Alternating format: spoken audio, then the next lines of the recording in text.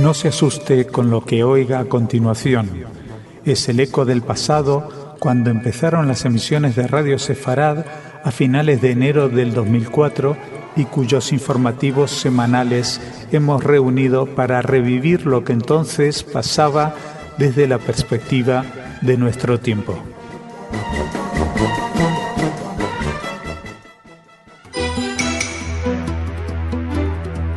Señoras, señores, bienvenidos a nuestro espacio informativo.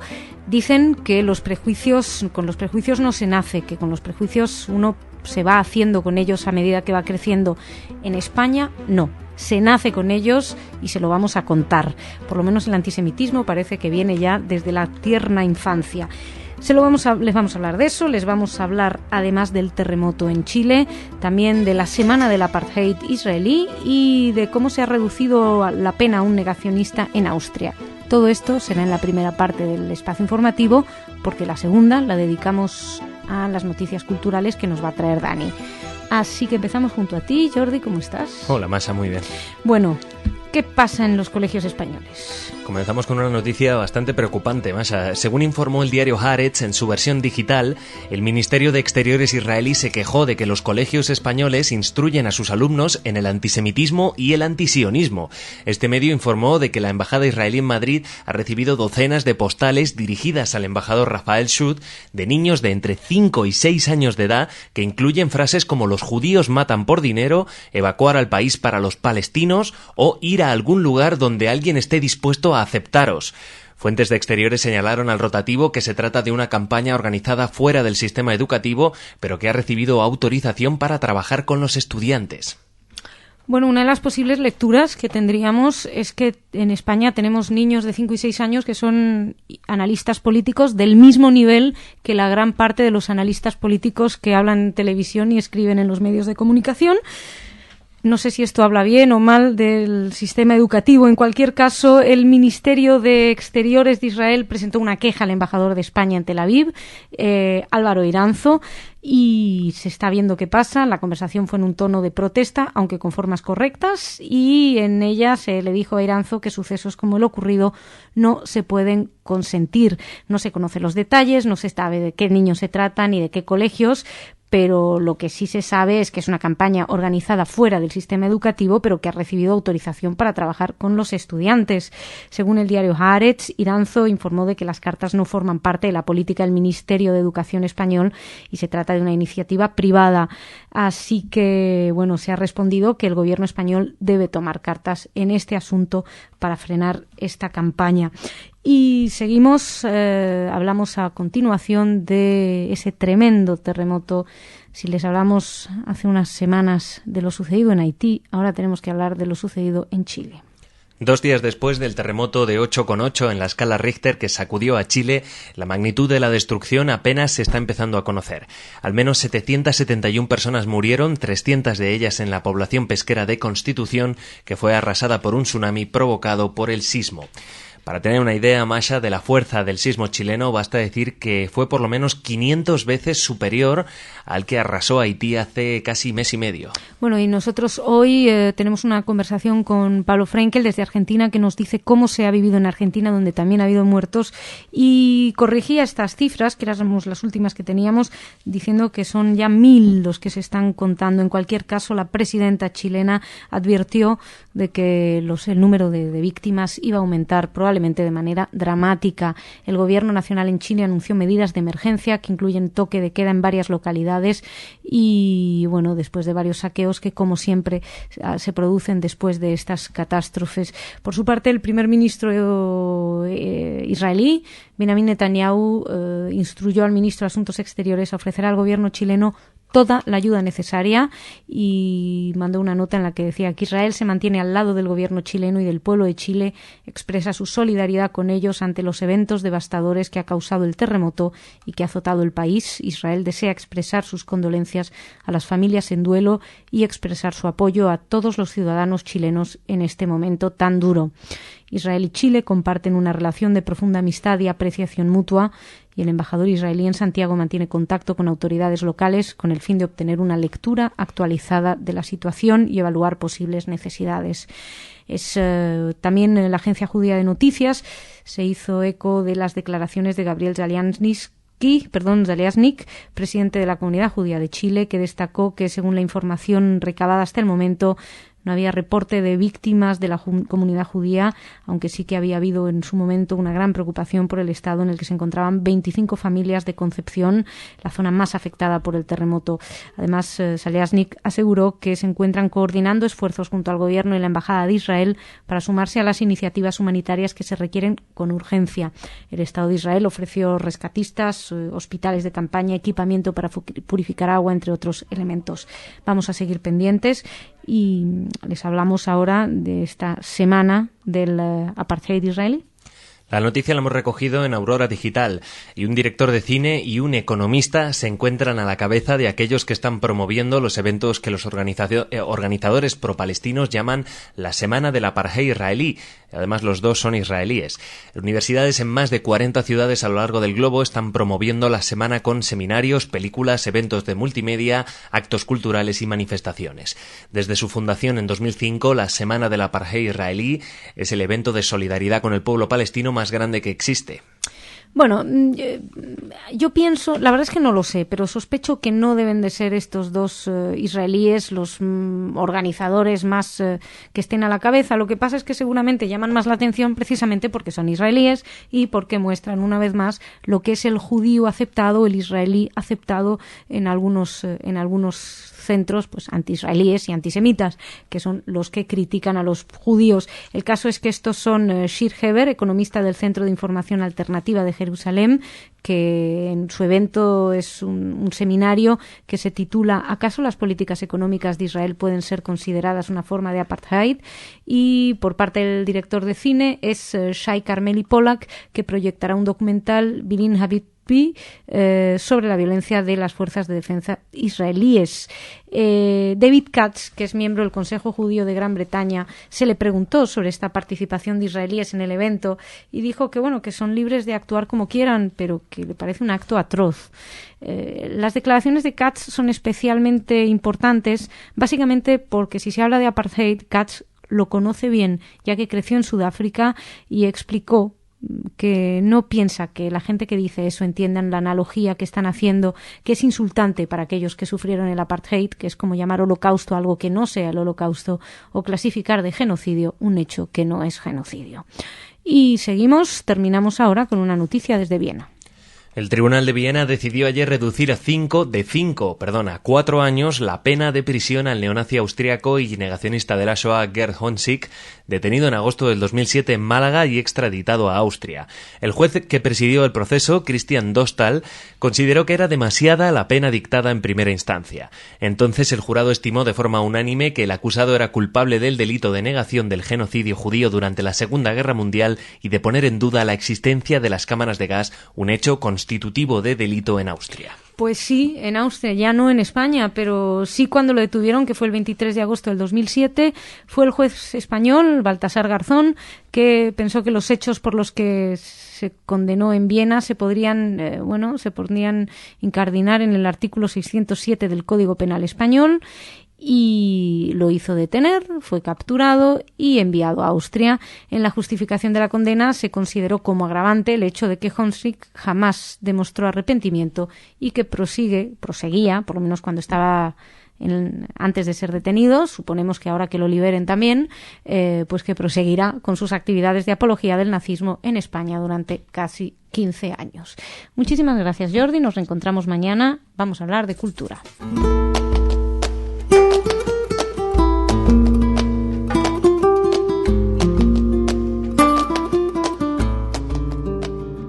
Dani, ¿cómo estás? Hola, Masha. Bueno, ¿qué me traes? Hoy vamos a dedicar el espacio de cultura a 3 juderías españolas. Ah, pues mira, qué bien. Vamos a enterarnos de cosas históricas, me parece. Sí, vamos a empezar con Toledo, porque se va a presentar la proyección del documental titulado Toledo, el secreto oculto, que está dirigido por Jacques Matitiau y producido por Margalit Matitiau.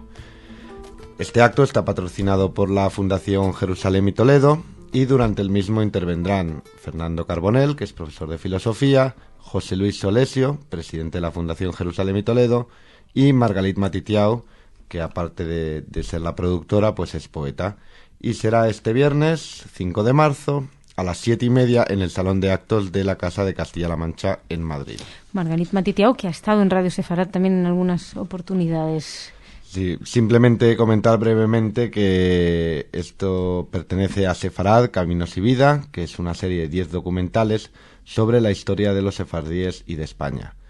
La serie pues profundiza y describe la historia desde la llegada de los judíos a España, la vida de los sefardíes durante los siglos en España, la época de oro, la expulsión, la diáspora, la vida y el mantenimiento de la cultura y la herencia española en varios países durante los siglos.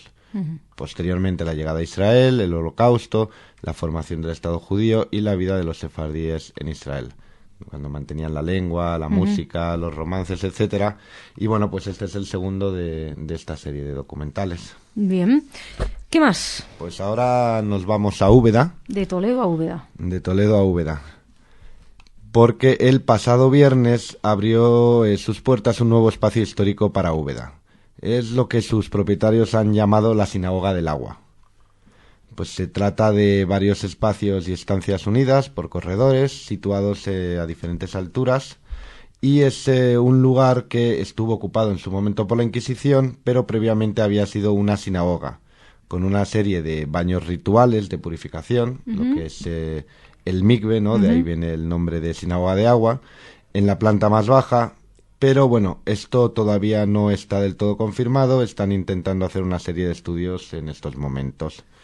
El propietario es Fernando Crespo, y lo que sí hay que agradecerle mucho porque él tuvo que cambiar todo su planteamiento cuando estaba rehabilitando el edificio, y dijo que esperaba que esto sirviera como un ejemplo para que otros muchos descubrimientos se rehabiliten y se pongan en valor, en lugar de ocultarlos o destruirlos, pues para no complicar sus obras. Ya. Desde luego vale la pena. ¿Y qué más? ¿Con qué terminamos? Y ahora terminamos en Lorca. Nos vamos ahí porque se han localizado restos de casas bajomedievales en excavaciones del Castillo Lorca que pertenecen a los años inmediatamente posteriores a la conquista castellana del siglo XIII. El Ayuntamiento de Lorca ha informado que la primera fase de estas excavaciones para la construcción de un parque arqueológico en el castillo ha sacado a la luz varias estructuras de casas de la judería fechadas entre los siglos XIV y XV, y fragmentos de lámparas rituales judías.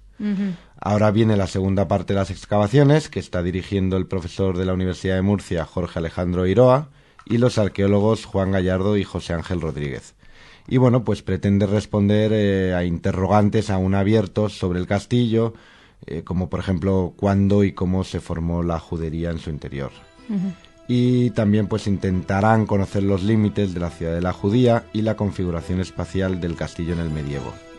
Perfecto. Así que mucha judería, mucha arqueología y buenas noticias. Sí, muchísimas gracias, Dani. Nos encontramos mañana. Perfecto. Señoras, señores, ustedes también tienen que estar aquí mañana porque habrá más información. Gracias.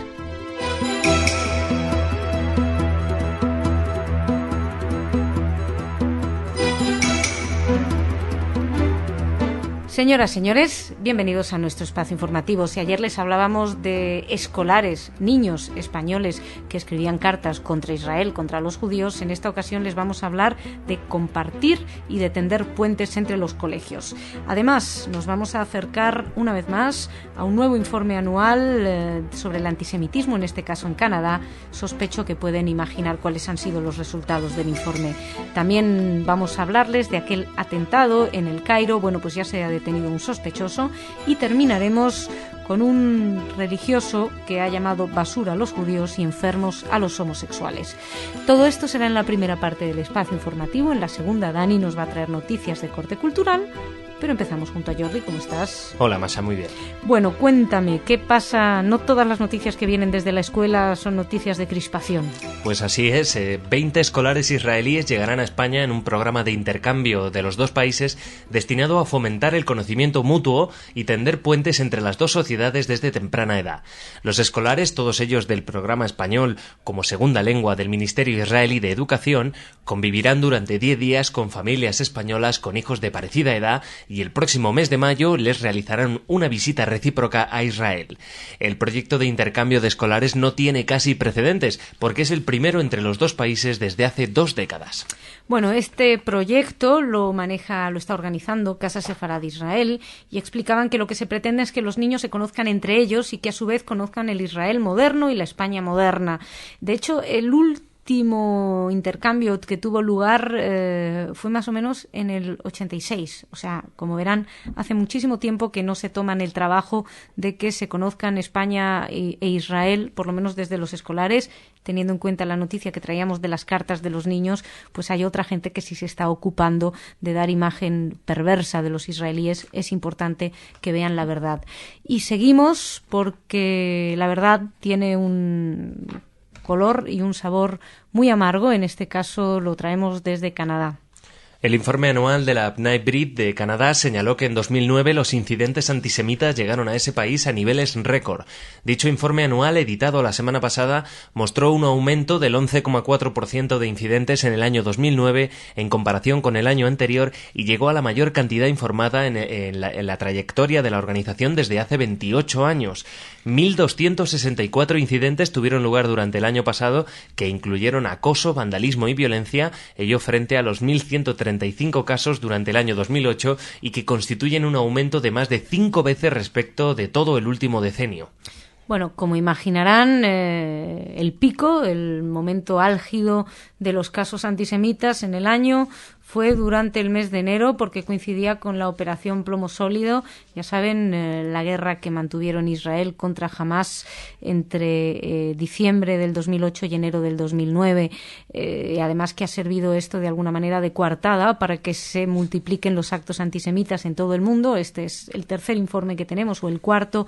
Todos indican lo mismo. Nunca ha habido un antisemitismo tan furibundo como, bueno, obviamente después de la Segunda Guerra Mundial, pero Europa está atravesando uno de los momentos críticos, y lo más grave es que parece que se lo están tomando muy poco en serio los dirigentes. La mayoría de los incidentes sucedieron en Ontario. Hubo, y eso sí que hay que destacarlo, un leve descenso del 1,5% respecto al año 2008,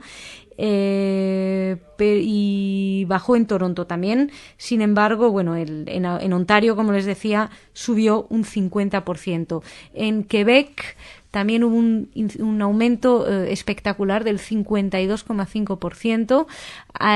Bueno, imaginamos que la situación es grave, lo hemos venido escuchando, hemos tenido la oportunidad también de hablar aquí con Judith Cohen respecto al antisemitismo en las aulas, porque lo que es muy importante es que en el campus universitario están campando a sus anchas los antisemitas y los incidentes, no solo en Canadá, lo hemos visto en Estados Unidos, lo hemos visto en muchos otros países, lo estamos viendo en Inglaterra de una manera también muy preocupante. Destacaba otro de los incidentes, es que el día de Yom Kippur último 10 sinagogas fueron atacadas en todo el territorio de Canadá, incluyendo 4 templos en Quebec durante el transcurso de una sola noche. Es espeluznante, y además el presidente de la B'nai B'rith en Canadá citó el diario de la Comunidad Islámica, donde se acusaba a los judíos de tráfico masivo de órganos. Va a haber que realmente tomar medidas, o esperamos que alguien las tome. Y seguimos en el Cairo, en Egipto. Sí que se ha detenido un sospechoso. Les contábamos hace poco un ataque a una sinagoga. Bueno, pues ya hay sospechoso detenido. Así es, Masha. La policía de Egipto detuvo a un malhechor sospechoso de haber atacado a la sinagoga Sha'arei Shamaim en el centro de la ciudad del Cairo. El Ministerio del Interior egipcio informó de que el individuo confesó la autoría de los hechos y también trató de relacionarlos con las medidas tomadas por Israel contra los palestinos. Gamal Hussein Ahmed, de 49 años de edad, drogadicto con frondoso prontuario criminal, fue arrestado por la noche en la capital egipcia. No sabemos si lo de drogadicto o la de todos los otros crímenes que tiene atrasados o que tenía en su prontuario, como delitos de fraude en Libia y varios otros casos, también es por el tema de los palestinos.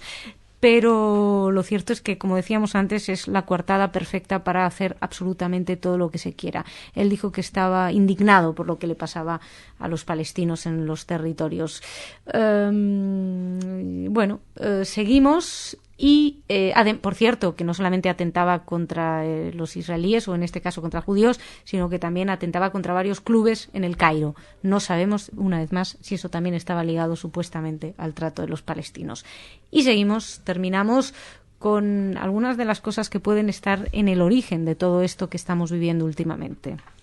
Un religioso musulmán que llamó basura a los judíos y enfermos a los homosexuales fue invitado a hacer uso de la palabra en la Universidad de Londres. El Sheikh Abdullah Hakim tiene previsto hablar en el campus Strand, que se encuentra en el King's College, sobre el tema soluciones islámicas para problemas ambientales, como parte de los eventos previstos para la Semana Verde de la mencionada Casa de los Altos Estudios. El Sheikh apareció en el año 2003 en un programa de televisión de Nueva Zelanda, en el transcurso del cual llamó basura a los judíos y en el que manifestó que las personas con tendencias homosexuales no son naturales, advirtiendo además que la posición del Islam sobre la homosexualidad es la muerte. Bueno, pues este señor tiene la capacidad de hablar en la universidad inglesa. ¿Qué más vamos a decir? Sus palabras lo definen a él mismo. Realmente da la impresión de que hay que plantearse esto muy en serio, porque permitiendo a gente que tenga acceso a estos estudiantes, después podemos seguir hablando como de las noticias que les hemos venido hablando en el día de hoy y tanto tiempo, desde hace tanto tiempo. Jordi, muchísimas gracias. Nosotros nos vamos ahora a hablar de cultura con Dani.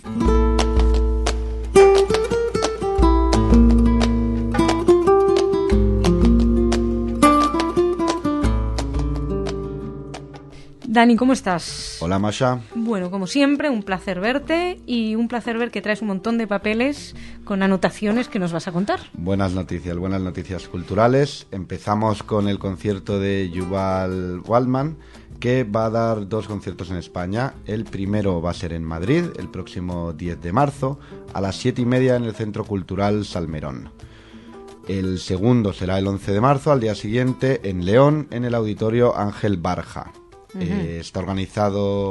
Ambos están organizados por el Institut de Música Jueva de Barcelona. Y bueno, pues si hay alguien que le interesa tener un poco más de información sobre este grupo, sobre Yuval Waldman y Efrén García, pues puede ir a una entrevista que hicimos en Radio Sefarad en la web con Mario Zareceansky, que es el director del Institut de Música Jueva, sobre el anterior concierto que ofreció Yuval Waldman. Ya aprovechamos a decir que está en la sección de Cultura, de Actualidad, y es del 18 de septiembre del 2009. Y para los que sepan francés, pues también está a disposición en la sección de otros idiomas, Rendez-vous en français, una entrevista al propio Yuval Waldman del 1 de octubre. Bueno, buenísimo. Así que ahí está toda la información necesaria. ¿Qué más tenemos, Dani? Pasamos de la música a los libros, porque tenemos la presentación de Los niños judíos de Itzieu, 6 de abril de 1944, un crimen contra la humanidad. Van a intervenir Carmen Martínez Urtasun, directora general de Política Educativa, Enar Corby, directora del área de Holocausto de Antisemitismo de Casa Sefarad de Israel, Patricia Mardale, que es profesora del liceo francés, el propio autor del libro, que es Pierre-Jérôme Biscarat, que también es miembro del servicio pedagógico de la Casa de Itzieu, que es el memorial a los niños judíos exterminados, Esteban Mate, director de Antropos Editorial, y José Ángel Ramírez, profesor del Colegio Público Juan de Lanuza. Será el próximo viernes 12 de marzo a las 7 en la Biblioteca de Aragón de Zaragoza. Ah, en Zaragoza. Qué lástima, porque pensaba que íbamos a poder estar ahí para cubrirlo, pero Zaragoza nos pilla lejos. En fin, realmente es interesante.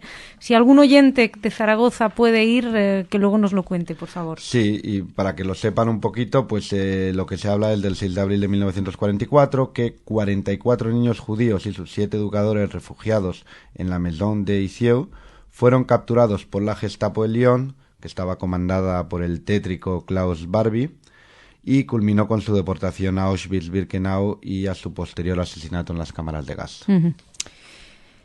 Y terminamos hoy mismo, porque a las 8 de la tarde, para los que estéis todavía a tiempo de ir, la Fundación Baruch de Spinoza invita a una conferencia-debate, Evolucionismo versus Creacionismo. Los ponentes serán los profesores Jorge Wagensberg y Eduardo Zeiger, y estará moderado por David Grebler. Será en Barcelona, será en el Instituto Francés, calle Moya número 8, a las 8 de la tarde. Bueno, y Wagensberg ha estado por aquí también, hemos tenido la oportunidad de hablar con él. Y si me permites, Masha, terminar con un pequeño recuerdo a David Banquier, que bueno, fue uno de los más reconocidos investigadores del Holocausto, del Instituto Internacional para la Investigación del Holocausto, y falleció a la edad de 63 años después de una prolongada enfermedad. Una verdadera lástima, una gran pérdida. Pues queda aquí en Radio Sefarad este recuerdo para David Banquier. Muchísimas gracias, Dani. Señoras, señores, muchas gracias por su atención. Volvemos aquí con más noticias mañana.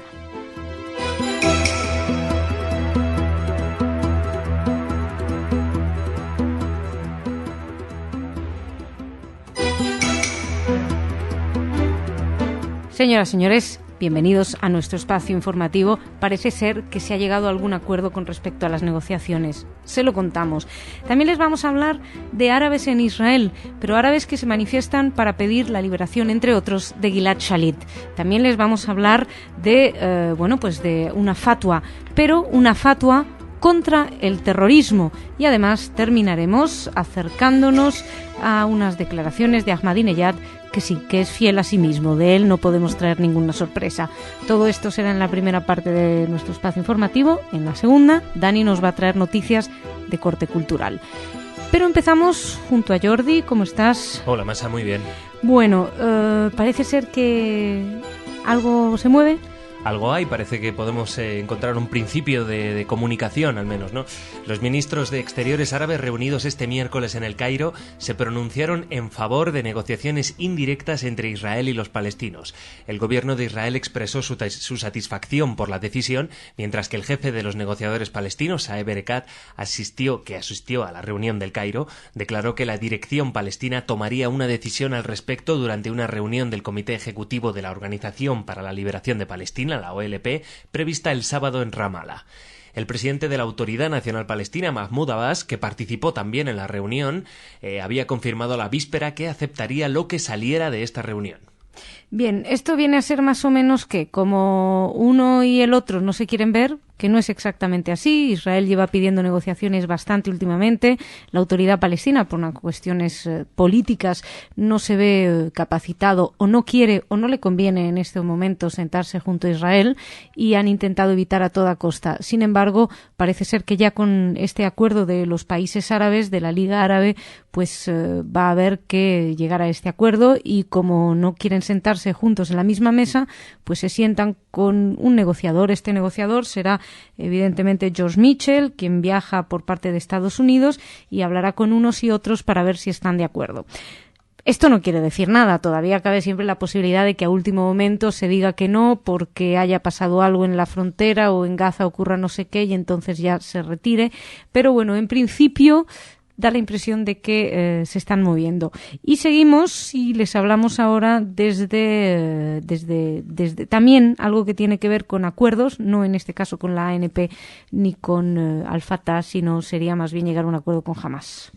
Decenas de residentes del poblado árabe de Kfar Qasem protestaron frente a la embajada de Egipto en Tel Aviv pidiendo por la liberación del soldado secuestrado Gilad Shalit.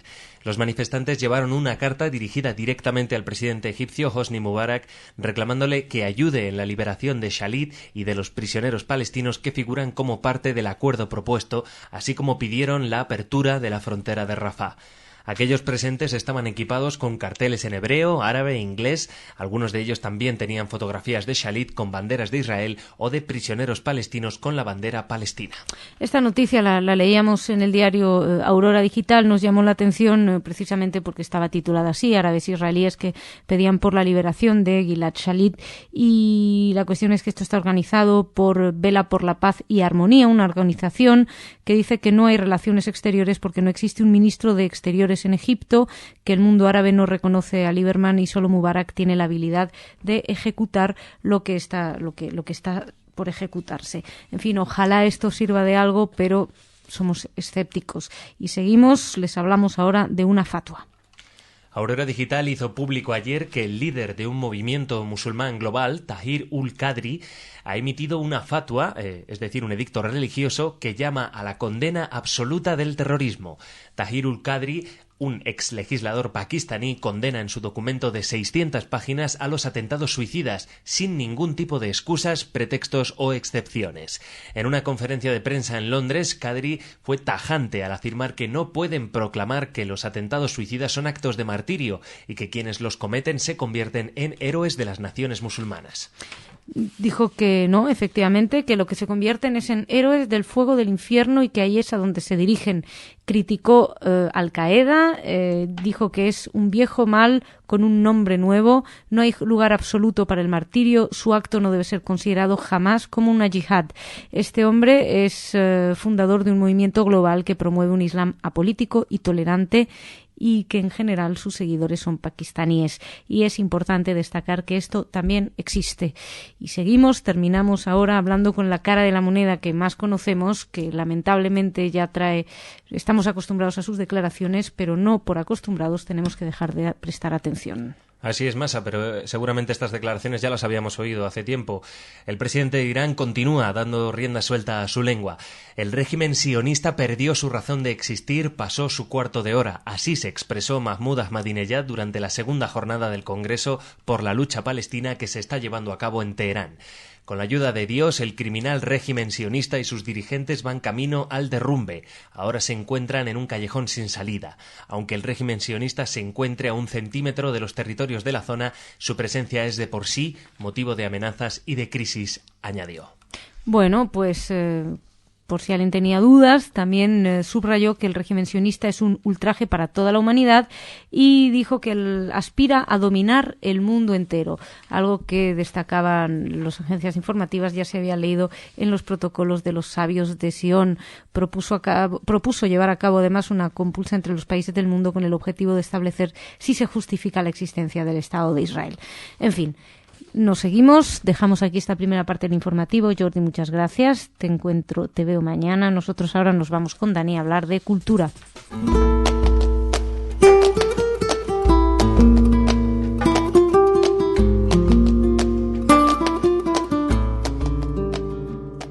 Dani, ¿cómo estás? Hola, Masha. Bueno, ¿qué tenemos hoy? Pues vamos a empezar en Estela, porque el pueblo de Estela dedicará una de sus calles a título póstumo al ceutí Jacob Hassan. Jacob Hassan, recordar que fue el creador de los estudios sefardíes de España y contribuyó así a los objetivos de la red de judería de la que forma parte. El Departamento de Cultura del Gobierno de Navarra propuso brindar este reconocimiento a uno de los principales filólogos sefardíes de nuestro tiempo, considerado a la vez el pilar de la semana dedicada a este campo que tiene cada año Estela como escenario. Para conocer un poquito más a Jacob Hassan, decir que nació en Ceuta, pero se trasladó pronto a Madrid, cursó ahí la especialidad de Filología Semítica en la Facultad de Filosofía y Letras de la Universidad Complutense hasta 1959. Por aquella época fue miembro activo del Círculo Cultural de Estudiantes de la Comunidad Israelita de Madrid, que hoy en día es Comunidad Judía de Madrid, y vocal de su junta directiva. En 1963 es cuando entra a trabajar en el CSIC, lugar que ya no abandonaría hasta que murió, y donde asumió la tarea de crear y desarrollar la Escuela de Filología Sefardí. Que una de sus primeras actividades fue la organización del primer simposio de estudios sefardíes. Y simplemente comentar además que ha legado 90 artículos y 6 libros, además de 7 ediciones de obras colectivas como Judíos en la literatura española. Así que desde aquí pues aprovechar un sincero recuerdo a Jacob Hassan. Es un recuerdo que además les recomendamos que naveguen en los archivos de Radio Sefarad porque encontrarán múltiple material al respecto. ¿Y qué más cosas? Y ahora nos vamos muy muy lejos porque llegamos a Shanghái. Uy, sí. Que ha iniciado 8 meses de actividades para conmemorar la relación con el pueblo judío en la Segunda Guerra Mundial. Estas actividades, que tienen el título de Los refugiados judíos y Shanghái, va a incluir exhibiciones, simposiums, seminarios de lectura, proyecciones de documentales y discusiones. El Consulado General de Alemania en Shanghái, que es uno de los que están organizando este certamen, indicó que las actividades, que además muchas de ellas se van a llevar a cabo mientras está la Expo Mundial, buscan expresar el sincero agradecimiento del pueblo chino que ayudó a los refugiados judíos durante los años de conflicto y en particular a Shanghái, así como permitir a los visitantes de la Expo conocer mejor la historia de este periodo. Sherry Zilberger, vicecónsul general de Israel en Shanghái, dijo que el pabellón de su país en la Expo contará además con una zona especial para conmemorar la historia de los judíos que se refugiaron en la ciudad y sus experiencias. Sí, perdona, estaba pensando, es curioso, realmente Shanghái hubo un momento que era el único lugar al que podían ir los judíos. Sí, efectivamente, Shanghái acomodó a cerca de 30.000 judíos que se escaparon de la persecución nazi durante la Segunda Guerra Mundial y muchos miles utilizaron además esta ciudad como una escala para huir hacia otros países. El problema es que los invasores japoneses, que en aquel entonces controlaban la ciudad, pues únicamente les permitieron establecerse en el distrito de Hongkou, que está en la parte nororiental. Sí, se creó un gueto, pero bueno, obviamente nada que ver con los nazis. Y es curioso porque quienes emigraron ahí fueron los padres de quien fuera primer ministro israelí, de Ehud Olmert. De hecho, si no me equivoco, Olmert creo que ya nació en Israel, pero algo de familia shanghaiita, no sé cómo se dirá, tiene.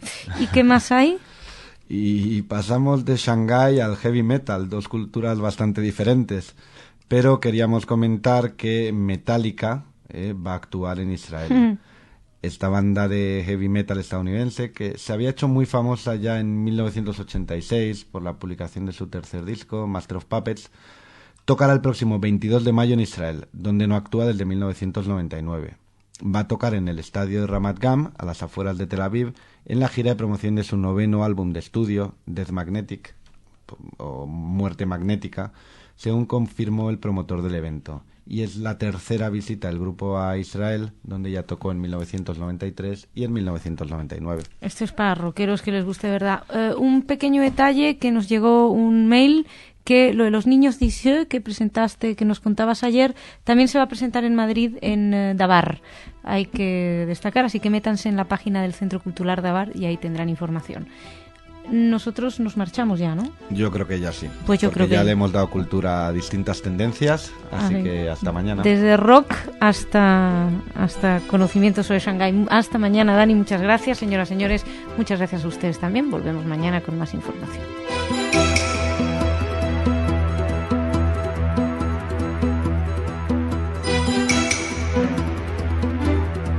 Señoras, señores, bienvenidos a nuestro espacio informativo. Hoy, como es viernes, ya saben que tenemos el especial desde Israel, donde analizamos en profundidad lo que está sucediendo en ese país con nuestro corresponsal, con Salem Ergui. Así que no vamos a utilizar este espacio para adentrarnos en las cuestiones políticas, sino que vamos a hablarles, la verdad podemos decirles que vamos a hablarles de antisemitismo en casi todas las noticias. Un caso nos llega desde Estados Unidos, otro desde Canadá, otro desde Alemania, otro desde Francia.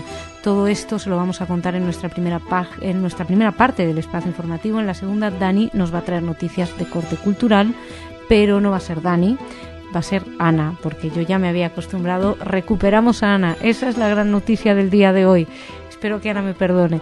Empezamos en cualquier caso, sí, con Jordi. Jordi, ¿cómo estás? Hola, Masa, muy bien. Bueno, ¿qué pasa en los Estados Unidos? Pues volvemos a la universidad, Masha. Estudiantes y personal de la Universidad de Wisconsin-Madison protestaron por la publicación de un anuncio en el diario de los estudiantes conteniendo a un link a un sitio de Internet que niega la Shoah. Cientos de personas, entre ellas el presidente de la universidad, B.D. Martin, llevaron a cabo una manifestación de protesta frente a la biblioteca. El anuncio apareció en el sitio de Internet del diario Badger Herald. Pues sí, el anuncio no se refiere específicamente a la negación de la Shoah y lo que pasa es que ese vínculo sí que lleva a un sitio que que está relacionado exactamente con eso. En la universidad pues hubo varias declaraciones. De hecho, el director general de Hillel, Greg Steinberg, habló de que eso es despreciable. Explicó que para la comunidad judía esto demuestra que no, vamos, lo que están intentando demostrar es que los judíos mienten y que los mismos judíos están inflando las cifras, etcétera, etcétera, etcétera. Lo cierto es que es curioso porque evidentemente el mismo director de la página donde hablaban de negación de la Shoah había dicho que bueno, que ellos solamente prohíben cosas violentas, pero esto les pareció que era publicable. Ya saben que volvemos al debate de siempre, si negar la Shoah es simplemente negar unas cifras históricamente demostradas o científicamente probadas, o si lo que se esconde detrás es evidentemente una voluntad de agresión y una voluntad casi de repetir ya lo sucedido. Y seguimos, les estamos hablando mucho últimamente de América, les hablamos de Estados Unidos, pero es que volvemos a Canadá. Y también hablamos de Internet, Masha. La policía de la ciudad de Toronto está investigando a un estudiante de la Universidad de York que llamó al exterminio de todos los judíos de los Estados Unidos y del Canadá desde su sitio de Internet. Además, Salman Hossein, que bautizó a su página Sucios Terroristas Judíos, llama a los judíos enfermos infecciosos, la hez del género humano, psicópatas y genocidas.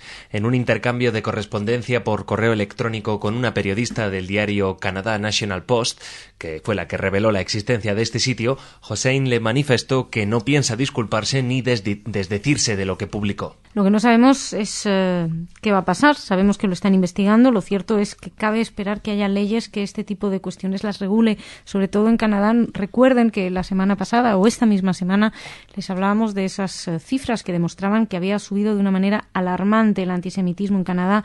Todos las personas que en Canadá hemos tenido la oportunidad de hablar con ellos nos lo están haciendo notar. Hace unos meses teníamos una entrevista aquí con Judith Cohen que nos hablaba precisamente de ese ambiente antisemita que se está viviendo en las universidades, que probablemente sea eso lo más espeluznante de todo este movimiento antisemita moderno, bautizado en muchos casos antisionismo, etcétera, pero lo cierto es que en mucha medida se está moviendo desde las universidades y ahí es donde se están organizando, y eso obviamente asusta especialmente, ya que se supone que la universidad es ese lugar donde la gente aprende y, entre otras cosas, descubre la tolerancia, el intercambio de ideas y empieza a comprender al otro. Parece ser que no es lo que pasa. Estaremos pendientes y seguimos, y como yo estaba despistada y les decía que era Dani quien nos iba a traer cultura, y no era Dani, era Ana, les hablé de vandalismo en Alemania, y no era Alemania, era en Italia. ¿Pero qué fue lo que pasó? La versión online del Jerusalem Post publicó que manos anónimas cubrieron con pintura negra un grupo de piedras de memoria que fueron colocadas en el frente de la casa de una familia judía que fue enviada a Auschwitz durante la Shoah. Las piedras de memoria son un proyecto de homenaje que comenzó en el año 1990 el artista alemán Günter Demnig. Placas de cobre y baldosas son colocadas frente a las casas de judíos que fueron deportados, ostentando sus nombres, el año de nacimiento y la suerte corrida por ellos para perpetuar su memoria. Y hay unas 20.000 piedras de este estilo en varios países. Las primeras se colocaron en Roma el día de la Shoah, y que se conmemora, como ustedes saben, a fines de mes de enero. Uno de ellos, porque está el Yom HaShoah, que en esta ocasión creo que va a caer en abril, el 11 de abril, si no me equivoco. En cualquier caso, lo que es llamativo de esta noticia, evidentemente, no es el vandalismo al que uno ya empieza acostumbrarse, pero no hay que acostumbrarse, hay que seguir dando esta información como algo que no debe ser. Lo que es llamativo es la actitud del gobernador de la provincia de Roma, Nicola Zingaretti, que calificó esta profanación como un hecho abominable y dijo que se sentía identificado con la comunidad judía junto con el alcalde de Roma y otros importantes funcionarios que reaccionaron de la misma manera. Es decir, no podemos evitar que existan este tipo de enfermos. Lo que sí que es importante son las actitudes de los gobiernos, de las cabezas de los países y de las instituciones, en este caso el alcalde, el gobernador de la provincia. Todo eso son quienes marcan la diferencia, y lo mismo hay que aplicarlo al resto de las noticias y a todos los países. Y seguimos y vamos terminando con otra cuestión parecida. Un último incidente, Masha. Venga. Un individuo de 32 años saludó con el brazo en alto mientras se encontraba en las inmediaciones de la sinagoga de Estrasburgo. El hombre que hizo con su mano la señal de proponerse degollar a los miembros de seguridad que se encontraban cumpliendo sus funciones a la entrada del templo fue detenido por efectivos de la policía local. En su poder se encontró además una navaja de resorte. Suponemos que no llevaba la navaja de resorte con muy buenas intenciones, pero no es la primera vez que lo detienen. Lo habían detenido también el 9 de octubre del 2009. También estaba en las inmediaciones del edificio de la comunidad judía, molestando a los viandantes, y entonces también tenía un cuchillo en su poder. Es del 9 de octubre del 2009. Los detienen, llevan armas, pero ¿qué más? ¿Cuánto hay que esperar? Pues habrá que esperar a que actúen. Efectivamente, volvemos a hablar de lo de siempre, lamentablemente. Jordi, muchísimas gracias. Nosotros nos vemos ya dentro de unas semanitas. Hasta la vista, Masha, te echaremos de menos. No demasiado, seguro. Seguro que sí, ya verás. Pronto volveré. Muchas gracias, Jordi. Shabbat Shalom. Y nosotros vamos a hablar con Ana de Cultura ahora.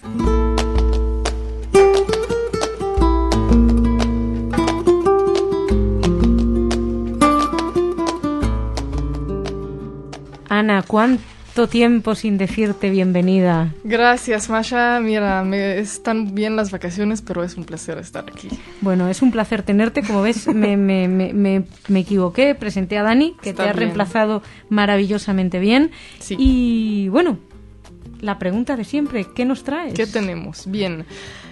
Comienzo con una presentación del libro la próxima semana, Los niños judíos de Izio. La casa de Izio, que es una memorial de los niños judíos exterminados. En esta casa había 44 niños judíos y 7 educadores que fueron deportados a Auschwitz en el abril del 44. Y un libro relata ahora su historia, lo edita Antropos, y la presentación también en colaboración con Casa Sefarad Israel en el Centro Cultural Davar en Madrid el próximo 9 de marzo. Bien, esta es la novedad básicamente. Dani había hablado de este libro, pero no habíamos especificado que en Madrid también se iba a presentar. Y se me olvidó mencionar que va a estar presente el autor de la obra, Pierre-Jérôme Biscara. Muy bien. ¿Y qué más tenemos? Después, bueno, algo un poquito polémico, Bernard-Henri Lévy, el famoso... ¿Polémico? Sí. ¿Qué tiene que ver este hombre? ¿Qué tiene Bernard? Nada, nunca. ¿Qué ha hecho ahora?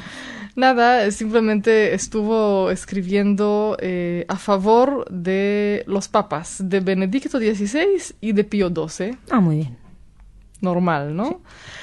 Bueno, este filósofo francés, judío, muy conocido, escribió recientemente que cree que todas estas críticas hacia Benedicto XVI, sobre todo con motivo de su visita a la sinagoga de Roma de enero, que bueno, es una manipulación basada en prejuicios y mala fe. Bueno, se habló mucho de este papa que estuvo en las juventudes de Hitler, pero dice que eso pues por ley era obligatorio y ningún chico de su edad podía no ser parte. Y también en esta ocasión habló de la manipulación de la figura del Pío XII. Dice que no entiende por qué se ataca tanto al Papa por su silencio, que él realmente no tenía ni cañones ni nada que podía hacer contra los nazis, sino hay otras personas que hay que, digamos, atacar por su silencio y no al Papa. Bueno, ¿y qué más tenemos? Y termino con un nuevo libro, ya me dirás si Dani habló de él o no, de Moïse Ben-Arosh. El libro se llama Amor y Exilios. Moïse Ben-Arosh, ya hablamos de él aquí en algunas ocasiones. Él nació en Tetuán y vive en Jerusalén desde su juventud. Escribe poesía y novelas también. Escribe en hebreo, en inglés y también en español, que fue su lengua materna. Y esta nueva novela se publica ahora en español sobre la diáspora, la literatura y el amor. Y sin duda intentaremos hablar con él. Muy bien. Oye, pues Ana, es un placer recuperarte, Igualmente. Aunque yo ahora me voy. Tú te vas. Pero nos reencontraremos. Yo me quedo con Dani. Te quedas con Dani, nos reencontraremos como en unos 10 días. Shabbat Shalom. Shabbat Shalom. Señoras, señores, muchísimas gracias por su atención. Shabbat Shalom, que pasen un buen fin de semana.